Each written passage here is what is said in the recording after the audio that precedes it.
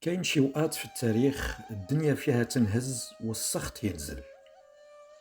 القرن الثالث الميلادي كان واحد من هاد الوقات الكحلة اللي كتب التاريخ هضرت عليه. في 50 عام فاتت كتر من 20 امبراطور حكموا الامبراطورية الرومانية، كتريتهم انقتلوا ولا تنحاو. على حدود الامبراطورية القوط، الفرنجة والالمان يضغطوا من الغرب، وفي الشرق الساسانيين الجبارين يهجموا. ما بقى اقتصاد، الدراهم ما بقات لهم قيمة، والميزيريا عرضت الغاشي للسرقة وللنهب. في هذه الأجواء المشحونة بالموت، العدو الكبير ماشي السيف، الطاعون. بعد الطاعون الأنطوني العظيم نتاع القرن الزاوج، ظهر وباء جديد في إثيوبيا في عيد النصارى باك عام 250، وسرى المرض بالخف حتى وصل للغوم عام 251، وموراها اليونان، سوريا، وكل أقطار البحر المتوسط. سماوه طاعون السبخية. اسم كانوا يقولوا في ذاك الوقت على هذا الوباء. القديس سبخية يهدر من قرطاج في البروات نتاعو الآلاف اللي يموتوا كل نهار بسبب الحمى الأوية، الإسهال، التقرحات، الشلل. مرض يقضي بالخف على بنادم وما عنده دواء. شي ناس قالوا الجدري، واحد اخرين اعتبروه حمى نزيفية تشبه الفيروس ايبولا. المدن بدات تخوى، الادارات تنهار، الجيش ما صابش ناس يجندهم. الخوف سيطر على الشعب اللي بدا يفتش على معنى يفسر هذا الحال ويطلب الفرج. كي تجي تشوف هادشي ما يشبهش للشي اللي عشناه العامات التوالى في الكوفيد 19. كما بكري الفيروس يوري لنا شحال حنا ضعاف قدام القدرة الإلهية. في هذا الجو المهيب، اسم كان صاري في بوماريا؟ بلاك تكون سلكت؟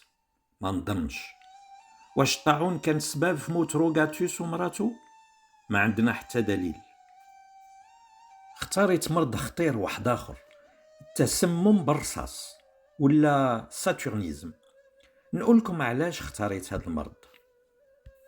في الامبراطوريه الرومانيه الرصاص كان في كل موضع، لا سيما عند المرفهين. القنوات المائيه اللي كانت توصل الماء للديار في المدن مخدومه من الرصاص، والشراب كانوا يحليوها بالصابا. هاد الصابا عصير يطيبوه في الادور تاع الرصاص من العنب، يطلق اسيطات الرصاص. هو حلو بصح يضر الصحه. وحتى مساحيق التجميل والرسومات الجداريه كان فيهم الرصاص. العائلات المرفهه كيما روغاتوس كانوا عايشين في رفاهيه، مزينه بسم يخدم بالشويه وبالسكات، يلتم في الجسم نتاع بنادم العام مراخاه. حنهار روغاتوس ومراتو حسوا بالعيا والفشل والوجع في الكرش، عيطوا للطبيب نتاعهم، فحصهم مليح بصح شاف باللي الوقت فات، المرض مجدر، والدواء هي الراحة التامة. الايام فاتت والنفس ولات ثقيلة فيهم، حسوا بالدعوة قربت، عيطوا للعائلة باش يوصيوهم. مات روغاتوس هو ومراته هذا مورا هذا. من بعد السكات اللي خيم على الدار عيطوا للندابات، جاو لابسين كل شي كحل، يبكيو ويتوغوا، يندبوا وجوههم ويقطعوا شعورهم. الجنازة عند الرومان الوثنيين كان فيهم الزقا والتواوخ. نهار الدفينة عند المغرب الميتين كانوا فوق النعاش تاع اللوح الجنب للجنب فوق الدار باش يودعوهم. ومن بعد خرجت الجنازة من الدار، الندابات في الأول، موراهم رجال لابسين أقنعة ترمز لجدود الميتين، وفي وسط الجنازة على نعاش مزين الموتى لابسين أرفطان مطروز بخيط الذهب، وفوق رصانهم تاج مخدوم من الرند. وموراهم الموسيقيين اللي يلعب الناي واللي يعزف على البوق لحن حزين.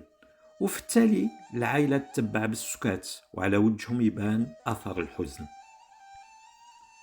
خرجت الجنازة من الفيلا وفاتت على الطرقان تاع بوماريا وقت المغرب، ماشيين للأبور خارج حدود المدينة. كي وصلوا قدام الحفرة تاع الأبور في الليل السكات كان يخيم على المكان، والفنارات تضوي وجوه الحاضرين اللي تأرى عليهم الحزن والأسى. تقدم ولدهم فيليسيانوس في يدو كاس تاع الشراب، صوتو يرعش، هدر باش يكرم والديه، وكي كمل على حساب العادة خوى الكاس تاع الشراب في الأرض باش يودعهم. رفدوا الرجال الموتى وحطوهم في الحفرة، غلقوا عليهم الأبور، غطاوهم بالتراب، ورجعوا الناس للمدينة مع الفجر. يا مات من بعد فيليسيانوس دار على موالين الروسيات في بوماريا، اللي يمشيلو يقولو راني مرفود، خاصك تصبر. التالي ما خيبوش وقبل يخدملو بالخف، احتراما لبواه اللي خير وكان سابق.